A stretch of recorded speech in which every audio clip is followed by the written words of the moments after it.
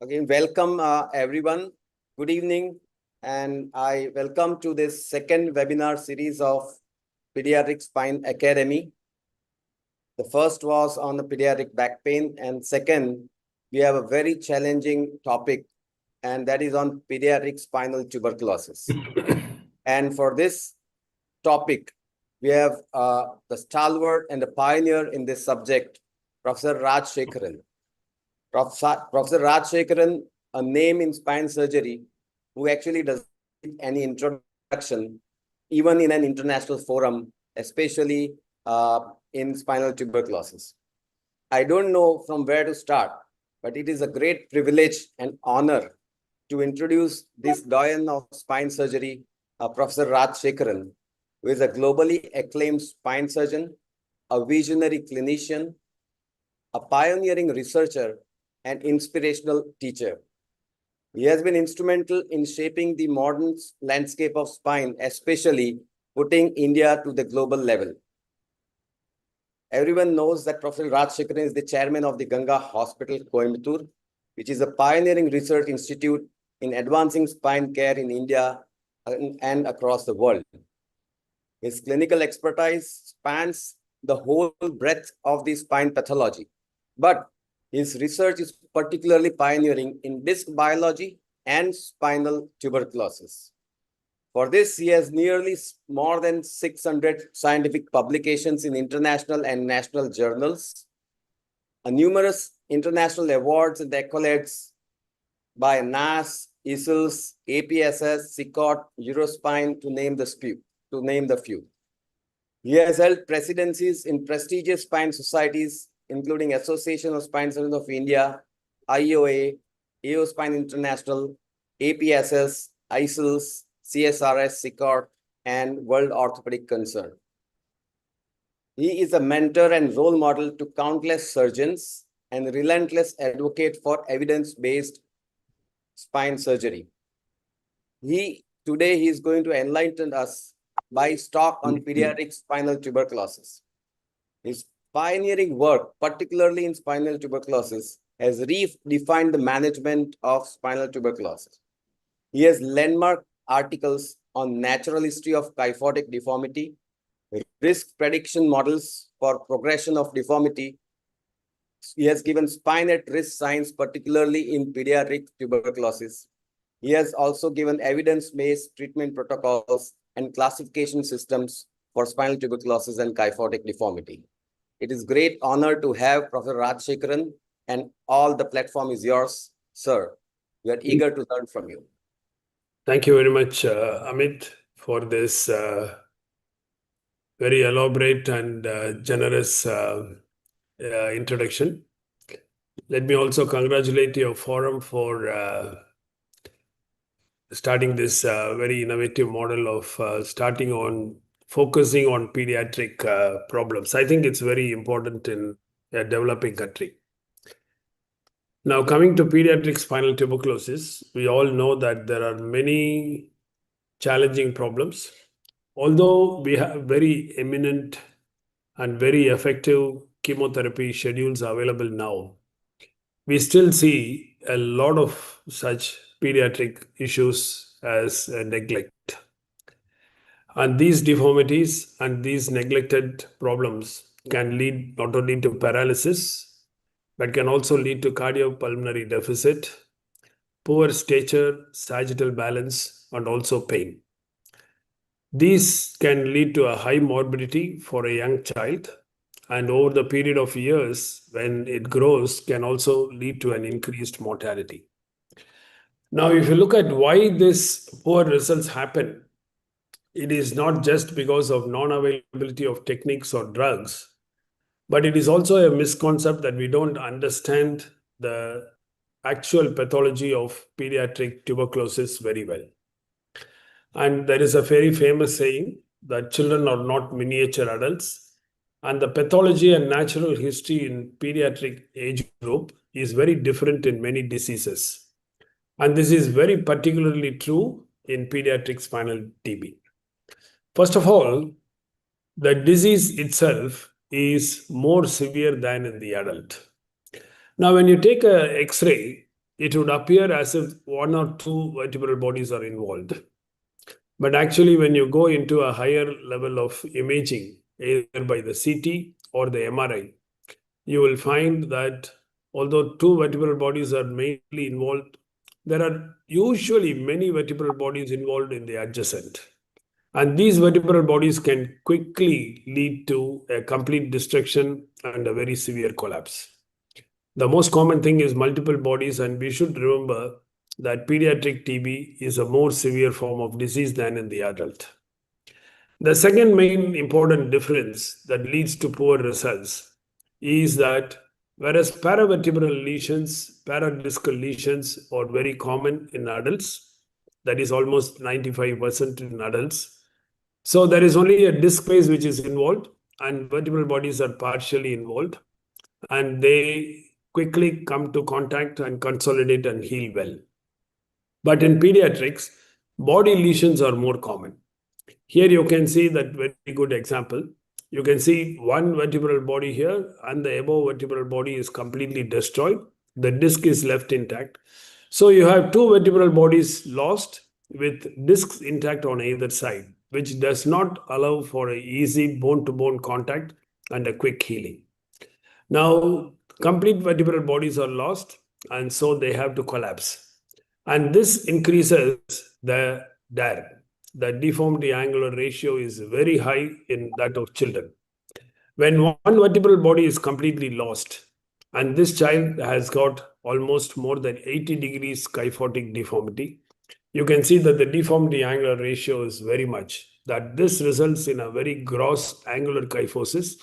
And also the stress on the posterior elements are very high in pediatric deformities. Whenever there is a body type of lesion, we have to be careful that there is going to be a sudden massive collapse, and this is very common in children. Now, fourth important point is that the pediatric spine is very flexible, and therefore the collapse is more severe. Now we know that the pediatric spine biomechanically represents a slender column, and there are very famous theories on how the slender columns collapse. Now, one of the most important theories is the Euler's theory, and the collapse load is given by the formula, which involves critical stress, slenderness ratio, and Young's modulus of the column.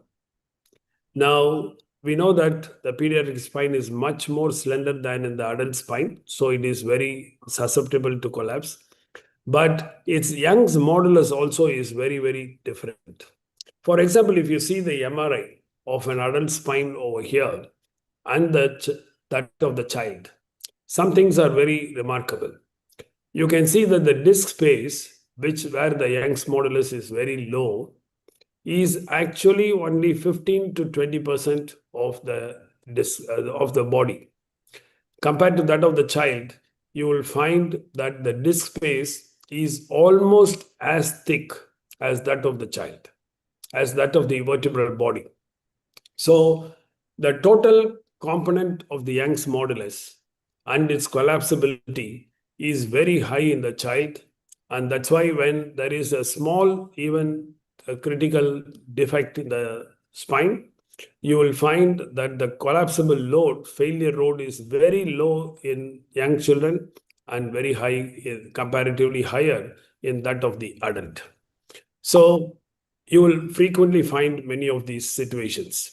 One vertebral body is completely lost, and so there is an increased DAR, there is a complete collapse, there is an angular kyphosis, and there is going to be a kyphosis which is going to buckle over here.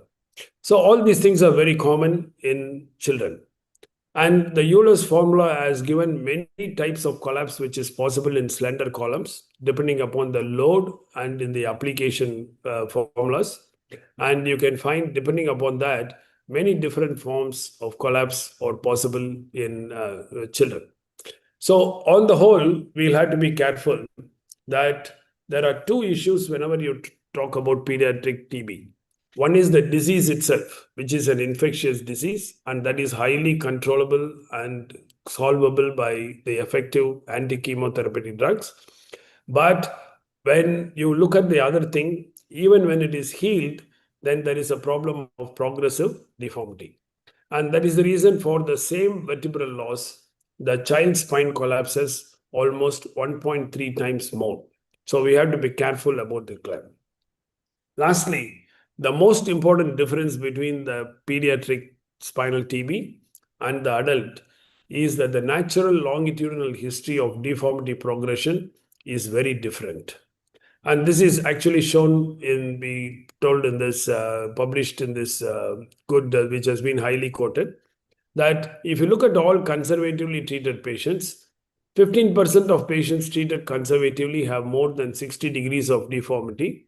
But what is very important is that all patients who have a deformity of more than 60 degrees or more are usually the result of childhood spinal tuberculosis.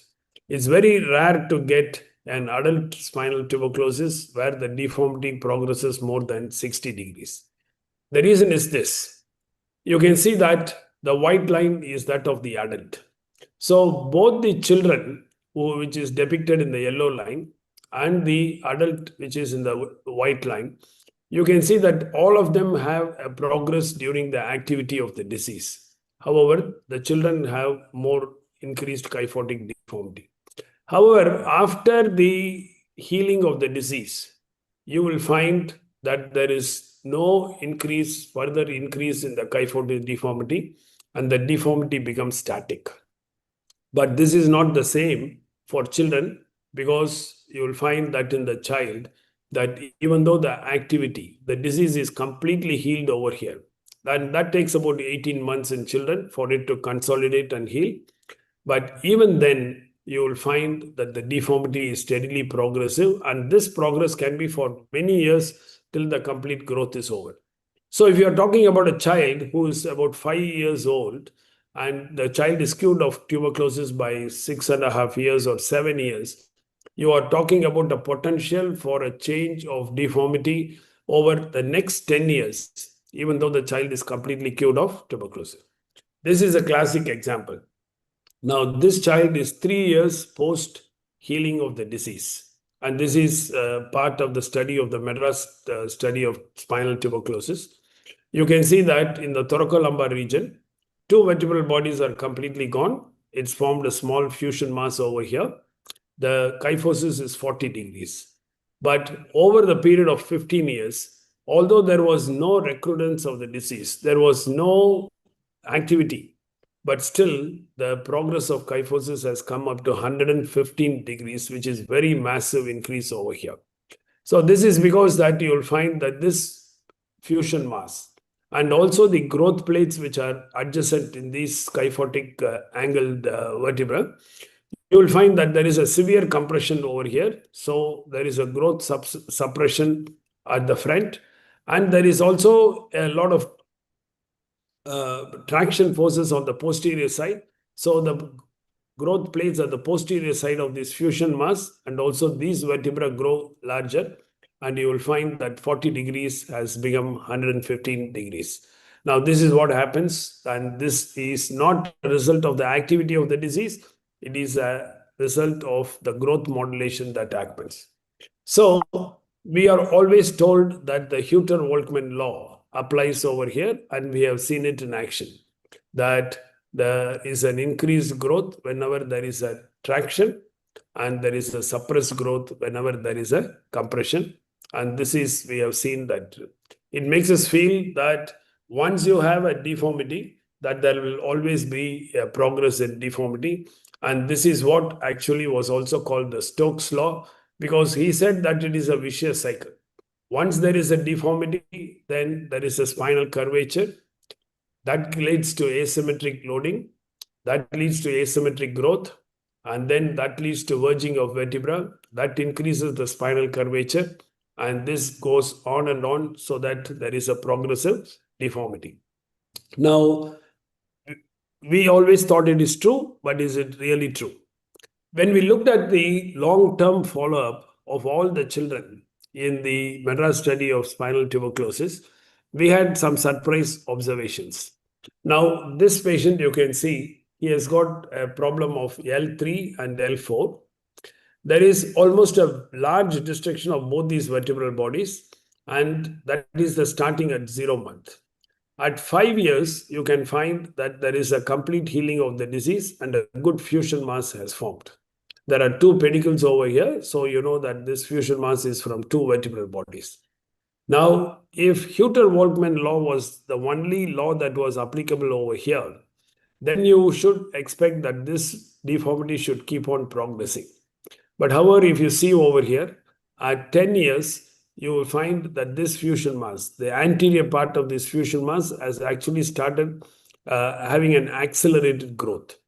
And from this triangular fusion mass, at about 15 years, you can find that there is a complete restitution over here. That means that the anterior mass has grown quite a lot, much more than what the normal adjacent vertebra has grown.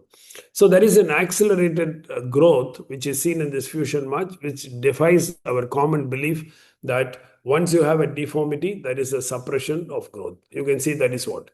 Another example over here, this is a patient who has got a fusion mass of T10 and T11, and the kyphosis is 41 degrees. But from 48 months to 15 years, you can see that this kyphosis has decreased from 41 to 20 because there is an accelerated growth on the anterior part of the fusion mass. So from a triangular fusion mass, it has almost become a complete rectangle over here. So we don't know why this regional acceleratory growth forms. But however, these observations were seen uniquely in children. And it also showed us that kyphosis is not always progressive in children, that growth changes results in both progression and improvement in deformity. Accelerated growth and correction also occurs in compression, and these observations are not explained by the Hütter-Volkmann law. So this is what we observed and that we reported as in the natural history of post-tubercular kyphosis in children. And this was the first report which actually showed that although we think all these children will deteriorate, actually more number of children actually improved over a period of time. So 39% deteriorated, 43% improved, and 17% showed no change. So this was very a landmark finding which showed. But the only question then comes as to why do some children improve? Why do some spines improve and why some deteriorate in deformity? So the Madras study of spinal tuberculosis also has given some risk factors. That is, all children below the age of 10, patients who have a deformity of more than 30 degrees, and who have a vertebral loss of more than 1 are actually liable for increased deformity. They have a risk, although they can improve. But what we found was that one of the most singular factor that was responsible for a progression or a regression in deformity was the presence of a facet dislocation. Now, whenever we look at X-ray like this, we always concentrate on the anterior column. We look at how much is the kyphosis, we measure the kyphosis, we see how much is the vertebral body loss, but we rarely focus and concentrate on the facet joints. In fact, when the X-rays are being developed, the radiographer also looks at clarity of the anterior column, and many times the posterior column is not very clearly seen in the X-ray, and so it is easily possible for us to miss a facet dislocation. But even when you look at the CT scan, I don't think any of the radiologists look actually for the facet joints, but they are always commenting on the kyphosis, on how much there is a destruction. But unless you look for it, as you can see over here in the specially reconstituted, where you can easily demonstrate that the facets are completely dislocated over here. So when the facets dislocate, it actually differentiates. If the facets are intact, then what happens is that the contact between the two vertebral bodies are wide, and so there is a wide contact area and there is a favorable growth response. But if the facets dislocate, we also found in our publication in 2007 that there are many different forms of collapse. A is when the facet is intact, it is good, you have an improvement in deformity. If you have a single facet which is dislocated, then you find that this topples, but it comes into a point contact over here. And if you have multiple facets which are dislocated, then there is a complete toppling of this, and we called it as a buckling vertebra. Good examples here are that when a single facet is dislocated, you find that there is a point contact, and at the point of contact, there is so much of pressure that no bone actually forms, but there is a increased formation of bone on the posterior side. So there is a partial increase in deformity, but not too much.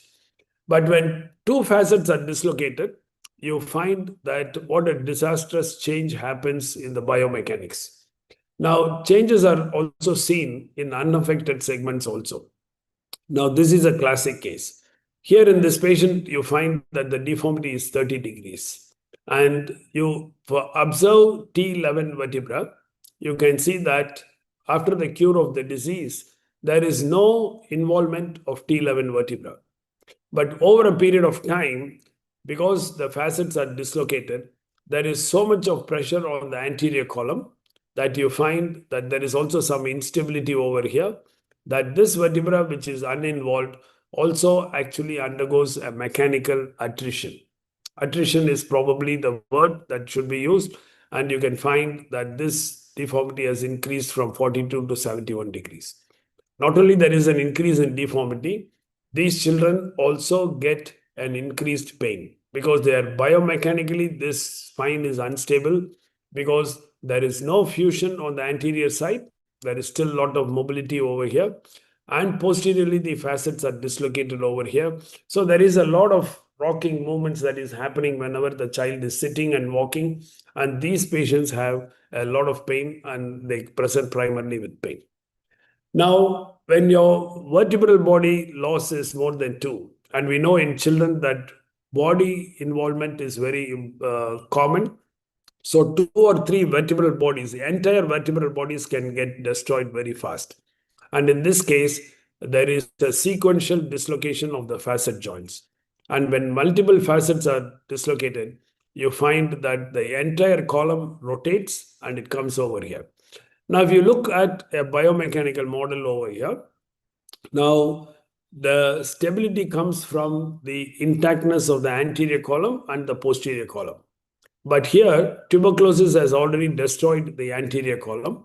And when there is a force, center of gravity forces coming, by parallelogram of forces, you will find that most of the forces are converted into horizontal force. And as a result, the remnants of the body get pushed back. And this becomes the internal gibbous, which is always, you will find in these cases where there is a buckling collapse, that the internal gibbous is just posteriorly placed to the fused vertebra on the anterior side. So when there is no anterior column and the facet joints are also dislocated and the remnants are pushed behind into the spinal canal, you find that there is nothing over here. And in biomechanical terms, this is called as the death of a column. So when the death of the column happens, the collapse happens in many different ways. It happens with the 6 degrees of freedom. So it can collapse in the sagittal plane, it can translate, it can collapse on the coronal plane, and it also rotates. So all these can lead to very different kinds of deformities, and this is called actually the buckling collapse. Now, the difference between a kyphosis and a buckling collapse is that in a kyphosis, there is an angular deformity or a globular deformity, but the posterior column is intact. But in the buckling collapse, the posterior column is gone. So the restitution of the column actually happens by this superior column coming and resting on the inferior column, and the entire spine above is converted into one big compensatory curve, and below is converted into another big compensatory curve. Now, when this happens, another phenomenon called the horizontalization of the vertebral segments happen. Now you can see that these vertebral segments are almost completely horizontal, almost looking like the spine of quadrupeds. So if you take a scan, and if you take a coronal scan, then you get this weird appearance where you can see that end-on view of two vertebrae, one from the superior segment and one from the inferior segment, almost coming into contact over here. In the MRI, in many patients, you can even find that there is a bursa over here, which actually means that this is a pain point. And these patients have a lot of, can develop a pain point unless there is a good fusion over here. Now, this horizontalization actually brings a different biomechanical aspect to the spine. So you have two situations. You can have either these columns coming into contact with each other and stabilizing, which is good. And many of these patients, even though they have gross deformity, are quite comfortable and walking and moving around. But if by chance or misluck, as I said, during the collapse, these two columns can translate, and then you get these two columns away from each other. And here you will frequently find that this column actually goes below the other column. And so actually your kyphosis is more than 180 degrees, which Ohnaba actually has termed it as a omega deformity. There is an important consequence of this horizontalization. Now we know in humans, the vertebral body is actually broader than taller. But if you look at all the quadrupeds, canines, you will find that their vertebral body is actually much longer than taller. It is because that the growth plates over here are not subjected to the forces of gravity, and always the vertebra in all the quadrupeds are much longer than taller. This is exactly opposite to what is found in apes and in humans. In the patients who have this buckling collapse, in all the horizontalized segments, you will find that these vertebrae have grown longer. And as a result, the parabola here is increased. And because of this, the spinal cord is actually brought to a big stretch. And the cord actually is firmly fixed by the exiting nerve roots. And when there is a stretch over here, you will find that these patients get into late onset paraplegia. You can see over here that this is the internal gibbous, and this gibbous is actually pushed posteriorly, and before these two vertebrae can actually come into contact and heal over it.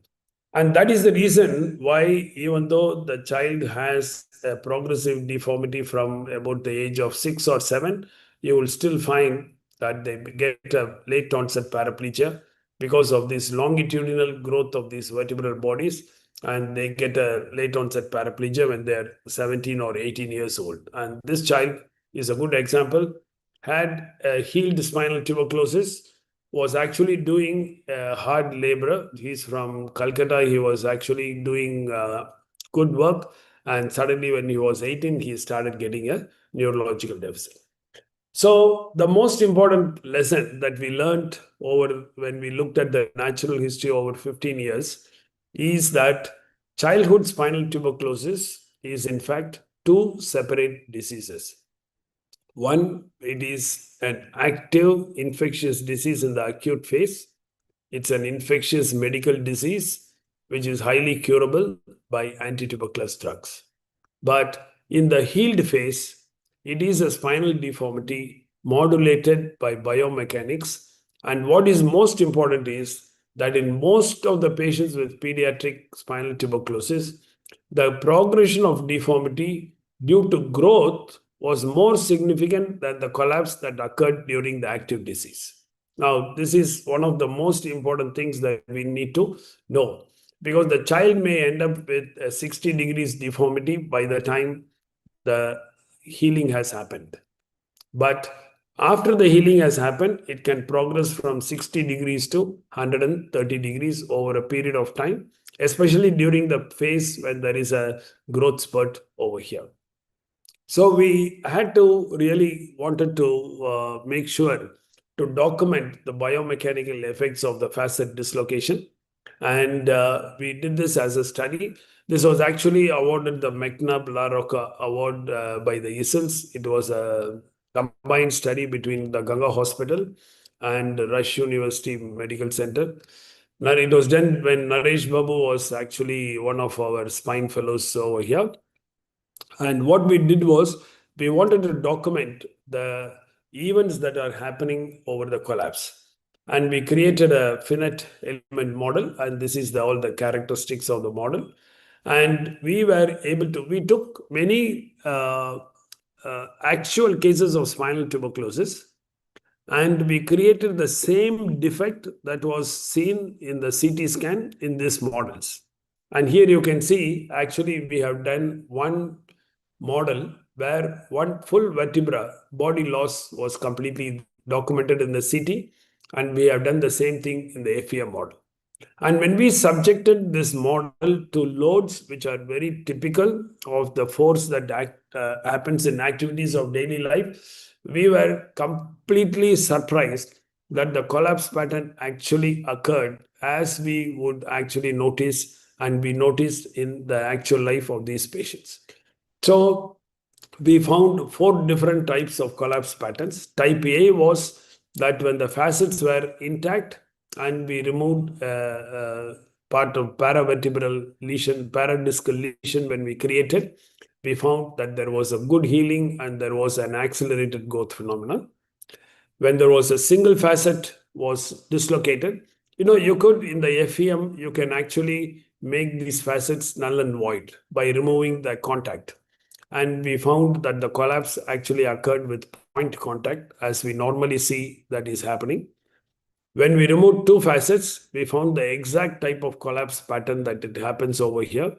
And when we defunced 3 facet joints, we found that the exact pattern of buckling collapse was happening.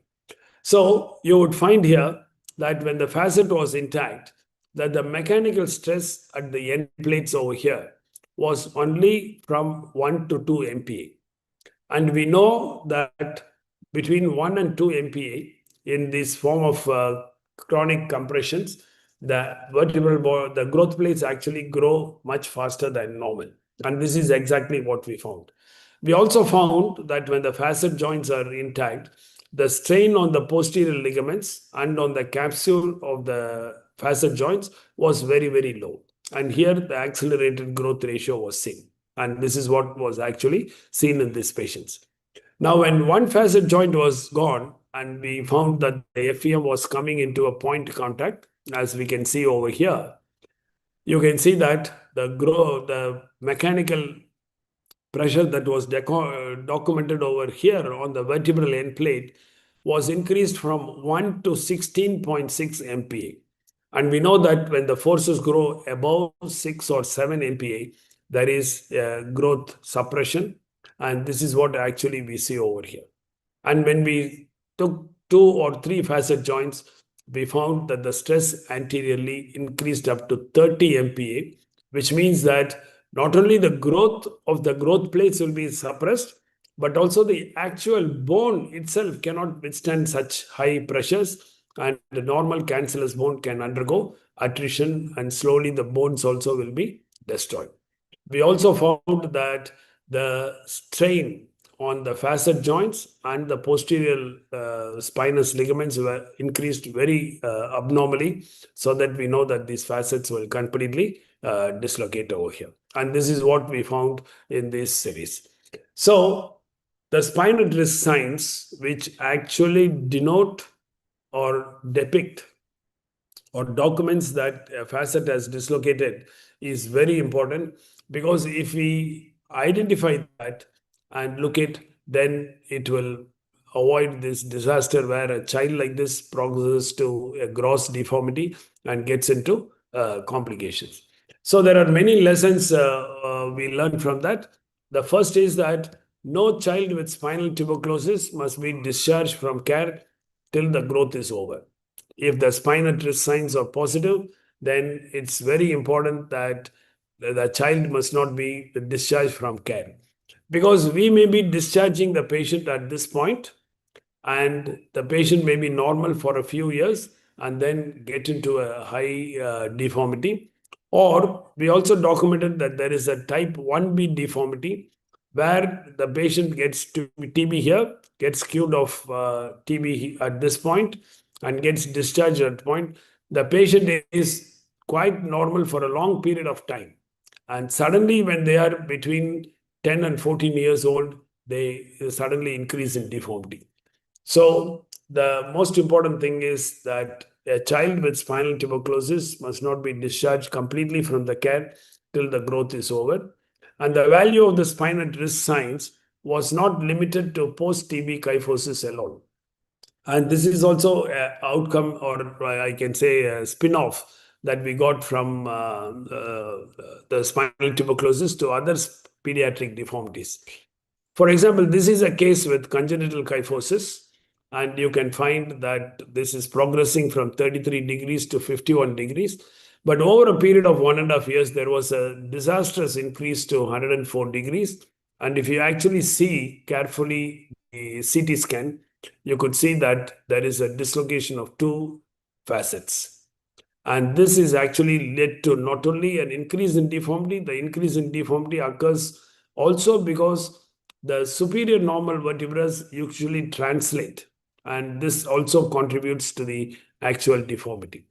There is another child with congenital deformity over here. You can see that there is an anterior fusion and there is a 29 degrees deformity. But over a period of time, you can clearly see that this facet is dislocated and this facet is also dislocating, as you can see over here. And this actually leads to a quick increase in deformity to 48 degrees and then to 87 degrees. And over this period of time, you find that there is a complete growth suppression on the anterior side and progressive dislocation of the facets going progressively. So even in congenital kyphosis and in achondroplasia also, you find that in achondroplasia, we talk of a kyphosis over here, but we usually do not look at the posterior side to see that here also there is a facet dislocation. Once the facet dislocates, you will find that the superior vertebra translates and there is a lot of pressure over here. So secondary changes, which are characteristic of achondroplasia, start occurring. So whenever we see any child with kyphosis, it's very important that we look at the facet joints below. So the spinal risk signs are important for all pediatric spinal deformities. The third important, point that we learned is that there is a praise for prophylactic surgery.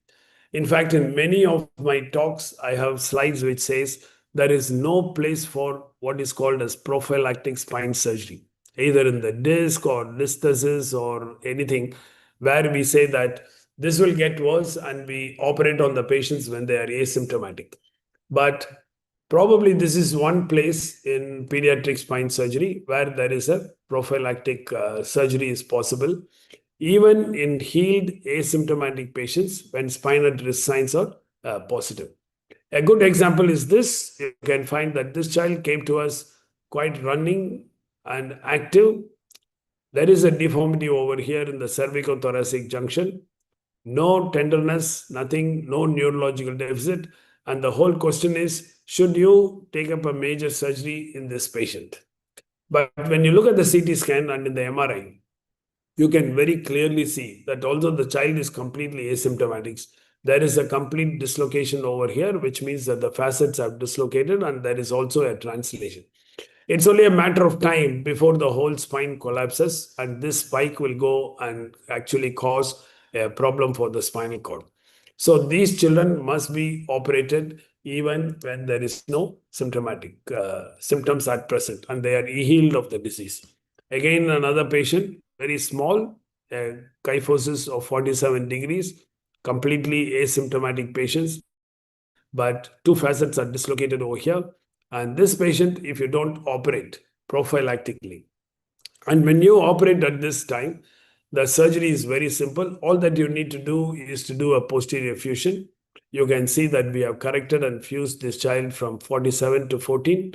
Once the fusion occurs, you can even possibly remove the implants, but this is what you need to do in patients over here. Another example of where we have fused And you can see that this child at an 18-year-old follow-up, that just from a very simple fusion, that patient has got absolutely no symptoms, no progress in deformity. And this speaks highly of the need to do a very simple surgery so that they don't get through. Now, what is the surgery? Any principles of surgery in both active and healed? I think pediatric disease, except that you need to be more aggressive in looking at noting uh, instability, progressive deformity, and but the surgical principles are always the same. Now, for a long time, we were always taught that anterior pathology must be addressed anteriorly. And this came out of the era of the anterior spine surgery, which was started in Hong Kong. I mean, they developed the anterior approach from cervical spine to the sacrum. And we are indebted to Hong Kong for that. But if you look closely of their classical papers, you find that all their papers, all their patients had very minimal disease. And even in this minimal disease, the anterior surgeries gave a mortality of 4% and major morbidity in 18%.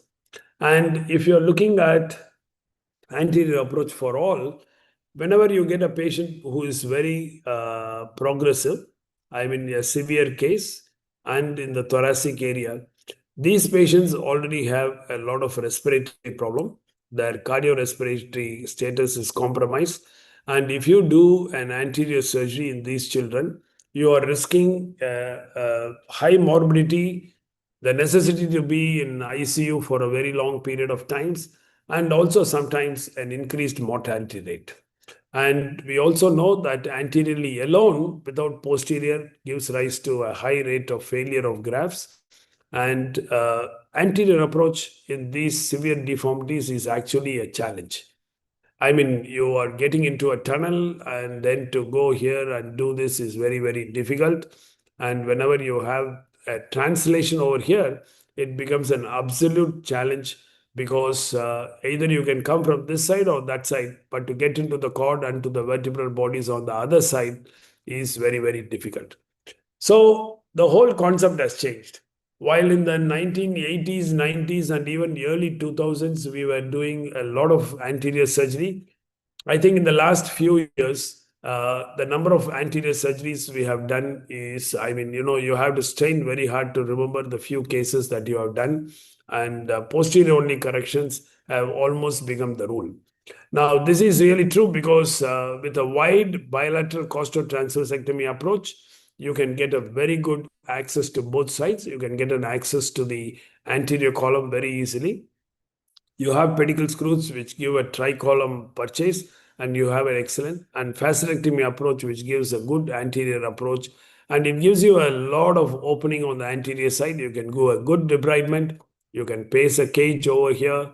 You can correct the deformity, and you can also shorten the column, which gives over here.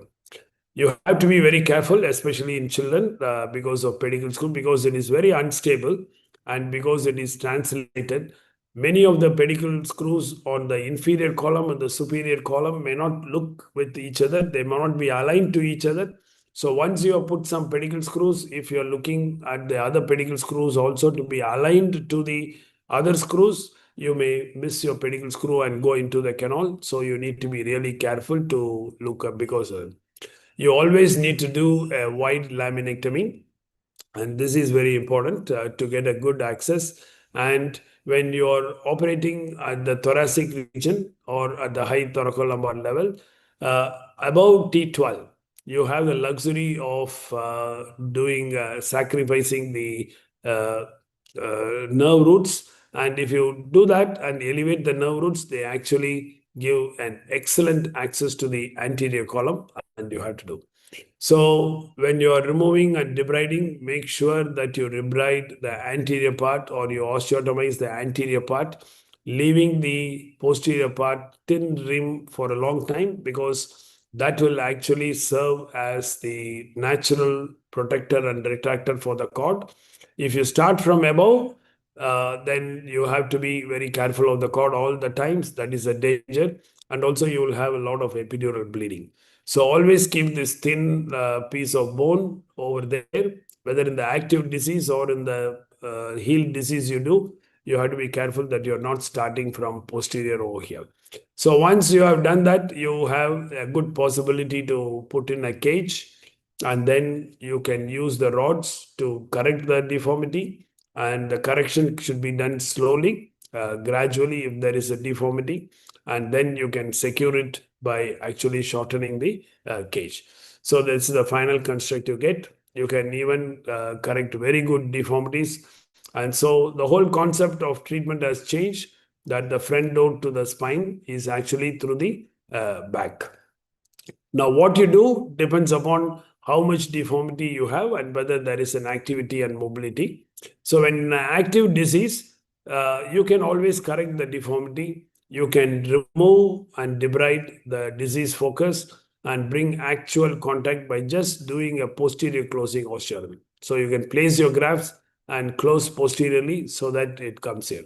A good example is this. You can see that you have closed, and you can put in a cage over here and it heals very well. Now, in children, when there is a gross deformity, you can see that there is a instability over there. The two columns are completely different. And when there is a big gap in the front, which I would say you cannot easily close, then you should use this opportunity to place a cage in the front. Now, any correction of gross deformity of more than 40 to 50 degrees, or where there is an anterior bone loss of more than one, it is always better that you reconstruct using a cage, even in children. Now, this is actually a small boy of 6 years old, but still you can use good pedicle screws and completely correct. And it's very important to correct the anterior column over here. Now, if you have a fused segments, or if your deformity is very gross, more than 90 degrees, you have to be careful to make sure that you have a generous laminectomy before you do the osteotomy and correct. The reason is, unlike in ankylosing spondylitis and other patients, where there is no anterior loss, here you can see there is a fusion mass, but this fusion mass actually is a combination of three vertebral bundles. The anterior column is grossly shortened, but the posterior column is intact. So when you do osteotomy and close, this lamina will actually go and impinge on the spinal cord.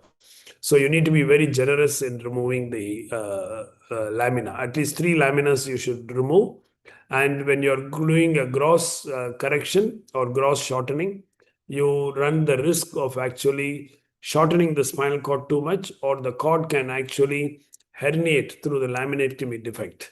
And this can cause a neurological deficit.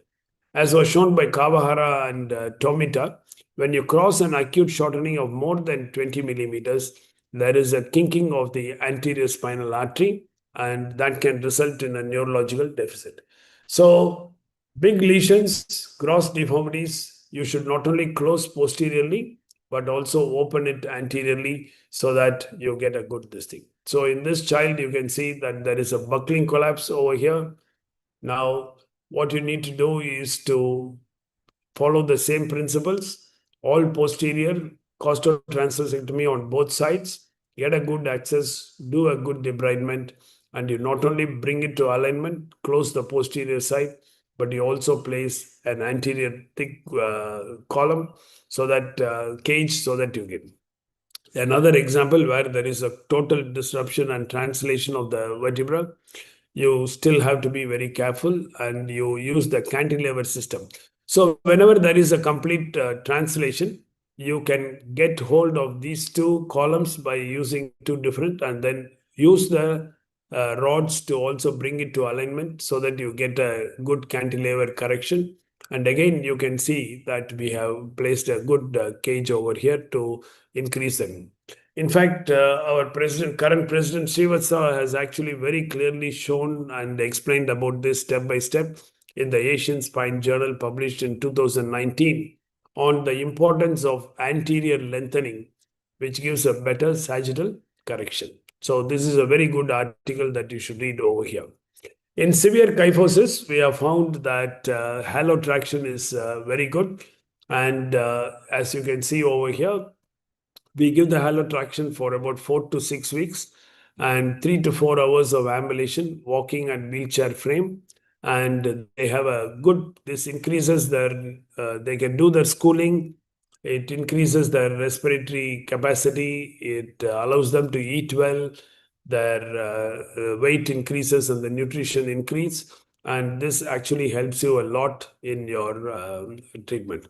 So 150 degrees progressively reduced to 126 degrees over, and then over the surgery it has been reduced to 66 degrees. So this is we do also in buckling collapse. So on the whole, I think it's very important that we have to be careful and look for spine at risk signs. And we have to be sure that when the spine at risk signs are positive, that you don't discharge the patients, that you actually follow them up clearly over a period of time.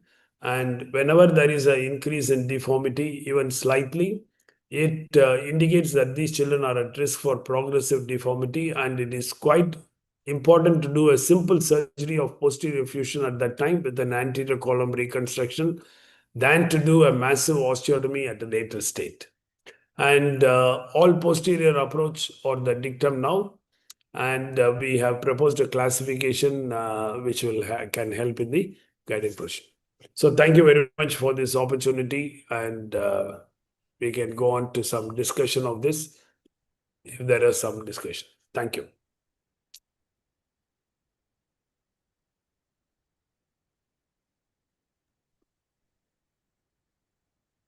Very, very elaborate, comprehensive, a total overview from in all aspects of tuberculosis, from acute to how does it progress. So any questions from anybody? Sir, one question. So for very young patients who are 2 or 3 years old who come with such signs and symptoms, so surgery where it is indicated, do you feel that casting is considered one of the interventions, or we should go into operative intervention? So casting, if you think that the casting, you can do casting, but at the end of the casting, you must be 100% sure that the anterior column and posterior column are nicely fused. Otherwise, casting will give you a false impression that you are holding these patients very well. And then you remove the cast, and over the next few years, they will progress in deformity. So this was found in many cases of when we were doing postgraduates. Patients will come at 40 degrees with deformity. So we will make them lie on what is called a plaster bed. And over a period of time, this 40 degrees will slowly reduce to 20 degrees. And at 20 degrees, we'll give them a plaster jacket. And then we will discharge them home and ask them to come after 1 month, 2 months, and all that. Now, at the end of the chemotherapy, they will have only 20 degrees deformity. But they always, when you remove, the fusion mass won't have been very good, and they will always come a few years later with gross deformity. So I think if you really find and you are able to establish instability or a translation or gross destruction of the anterior column, surgery is much better. Thank you. And Yeah. Yeah. Yeah, Dr. KV. Yeah. My question is, in various grades of kyphosis, various types of kyphosis that you've described, how do you determine the levels of instrumentation? 2 levels up, 3 levels up, 4 levels up, depending on the severity of the deformity or the pattern of the deformity? Is it a buckling collapse or a non-buckling type of collapse? Number of facets involved, number of vertebral bodies involved. How do you exactly decide how many levels do you go up and down? So, KV, the short answer is that it has to be determined from case to case. But in our experience, we have done more mistakes by trying to conserve because they are children. And so we always think we should leave as many segments as possible. And we find that neither we have corrected it very well. And over the period of time when they come after 1 or 2 years, then we find that they are progressing. They don't have the balance that we thought that they should have. So in a thoracolumbar case, you will find that your how many levels you go above is not so critically important because you are going into the thoracic region. And I would say at least 3 levels, 3 normal levels is very important. The more problem comes in the lumbar level of the thoracolumbar kyphosis because there is a grossly exaggerated lordosis. And if you stop short at the time where the last instrumented vertebra is not at least reasonably horizontal, then these patients don't do very well. So my current thought process is that uh, to establish the sagittal alignment during the healing phase of the disease, it doesn't matter even if you have to go to L3 or L4, but then you can remove these implants after some time. But you should not stop short. It doesn't look too well when they come after 1 or 2 years after the surgery. And do you instrument or do you fuse the entire level or do you do a No, we peri? just only instrument and then fuse only the apicals levels. Thank you. Continuing with the question of Hriday, supposing the patient is below 5 years, what are the implant choices? It's very difficult sometimes to get the pedicle and screws in less than 3 or maybe around that age group. Yeah. So I like to do pedicle screws in all these patients. So if the patient is big, 5 or 6 years old, then cervical instrumentation can be used. But as you said, some of these children are very thin. And when you're talking about 3-year-old, I mean, even cervical instrumentation, the olives will be too bumpy. You cannot close and all that. And there you have to use a LCP, AO spine LCP plate, what we use for the forearm. Okay. And the trick is that you first have to find the pedicles. And that is not very difficult. Actually, with navigation or even with a C-arm, you can easily find the pedicles. The most important knowledge is that the pedicles attain very good size, almost 80 to 90% of the adult size, very, very early in life by 5 or 6 years of age. And also, the interesting fact is that the spinal canal, the adult size spinal canal is also achieved in the child by the time the child is 6 or 7 years old. So after that, the canal is static and the vertebral body actually grows bigger and bigger around the canal. So our fear is that when you are instrumenting a child who is 4 years old or 5 years old, that this child's spinal growth, canal growth may be obliterated, that this child may have a stenotic canal is not true. So the canal dimensions are there. And the pedicle sizes also are much achieved by the time they are 5 years old. So you can easily put a 4 millimeter screw without any problem at all. And if you cannot put a pedicle screw, then you have to put a LCP. Correct. AO spine locking plates are pretty good.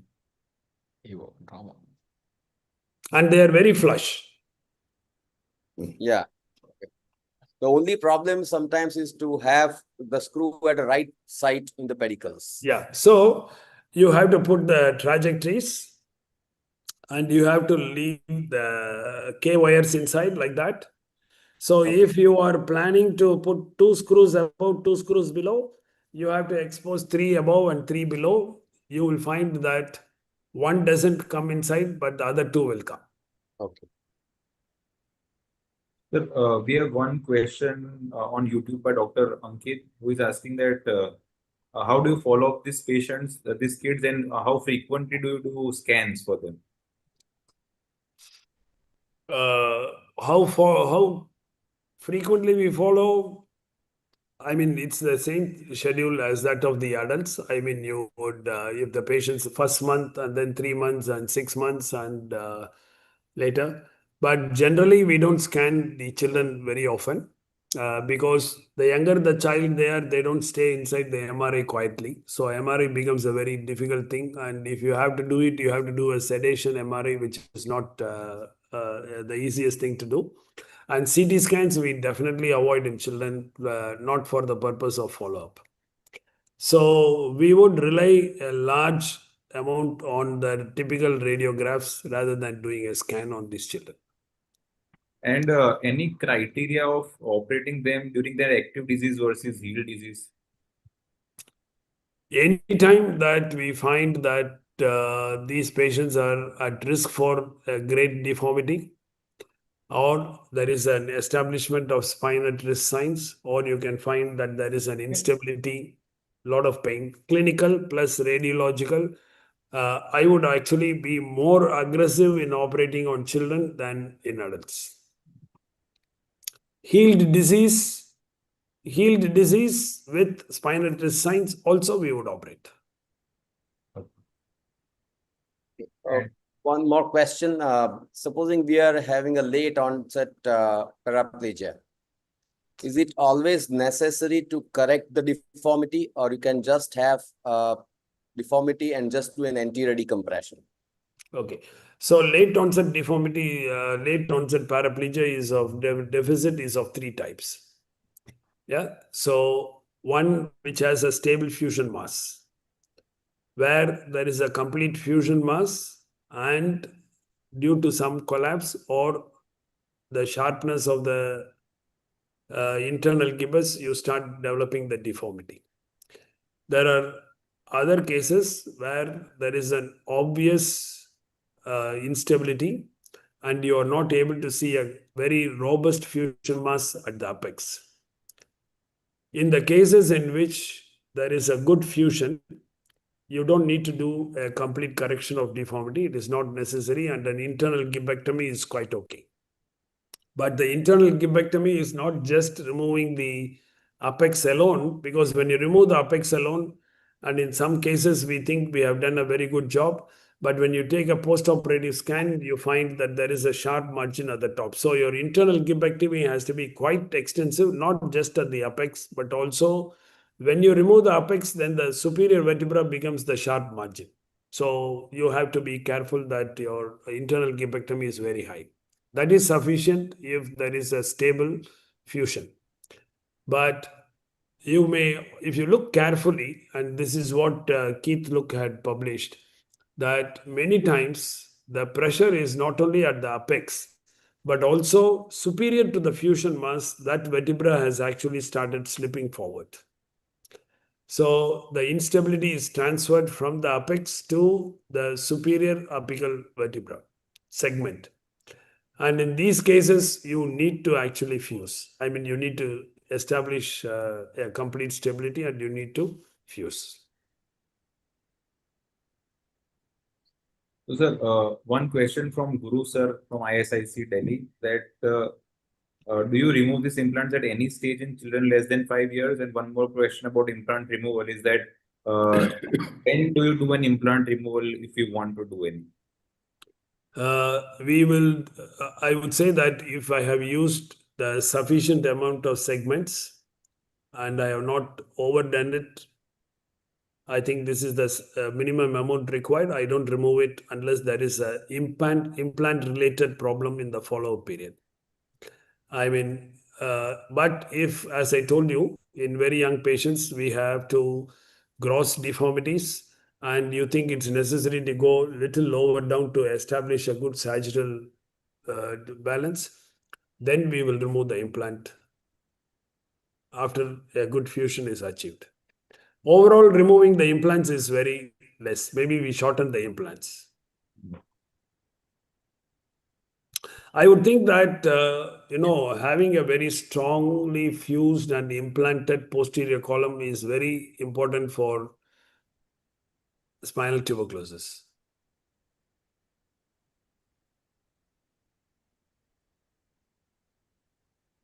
Okay, more questions? No, I think there are no more questions from any participants. So I think we conclude, and we thank Professor Rajasekharan for giving this overview on and his insights in spinal tuberculosis, especially in the pediatric age group. I think, Radha, you can announce about the next webinar.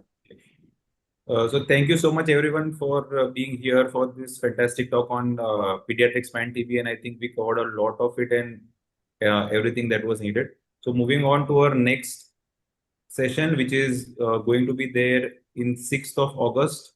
Again, a very important topic, that is skeletal maturity by Dr. Jason Cheng from Hong Kong. So stay tuned to our channel, and hope to see you again next month. So I'd like to thank you all once again for being here. Thank you, Rajasekharan sir. Thank you all to all the members of the Pediatric Spine Society. Thank you so much. See you next one. Good night, everyone. Thank you, Amit. Thank Good you. night. Bye bye. See you. Bye. Thank you, sir. Bye bye. See you.